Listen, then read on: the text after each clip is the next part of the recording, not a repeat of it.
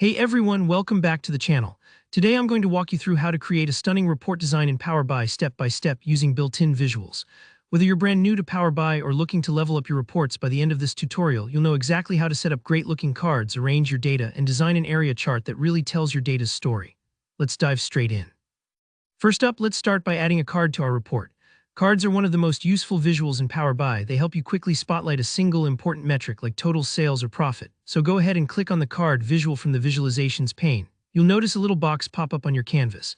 At this stage, don't worry too much about where it lands. We're going to arrange everything neatly in a bit.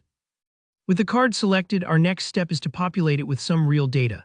Find sales in your fields list and click on it. This instantly links your card to your sales data, so it displays the total sales value front and center.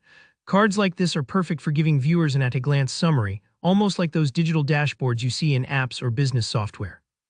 Now let's say you want to highlight more than just one key metric. Here's a quick, efficient trick. Right-click that sales card, choose Copy, and then hit Ctrl+V twice. What we're doing here is making two exact copies of the original card, so you'll end up with 3 cards in total. Power BI makes it super easy to duplicate visuals, which is fantastic for consistency and speed.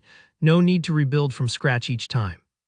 This little time saver is something you'll use a lot as your reports get more complex. Once you've got your 3 cards, let's organize them in a clean row or column. It's really up to your preferred look. Click and drag each card into place. Take a moment with this part. Visual spacing may seem minor, but it really impacts your report's readability. Think of it like rearranging furniture in a room. You want everything to feel balanced and inviting. Don't worry if it looks a little off at first, just adjust until it feels right to you. Time to move on and add a bit of visual variety. Let's create an area chart.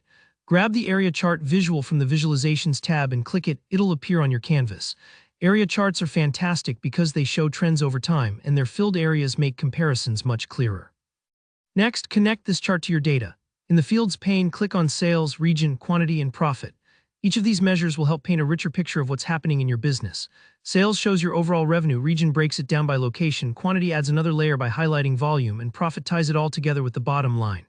Now you've got a flexible chart where you can be as creative as you want with different combinations and breakdowns. For today, though, let's keep it simple so you can see the essential setup. There's always room to experiment with your design later. So there you have it. You've learned how to add and arrange cards to highlight key numbers, and you've built an area chart to visualize trends in your data, all crucial skills for an impactful Power BI report.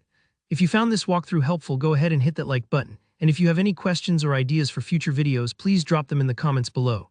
Don't forget to subscribe so you never miss a tutorial. Thanks for watching, and I'll see you in the next one.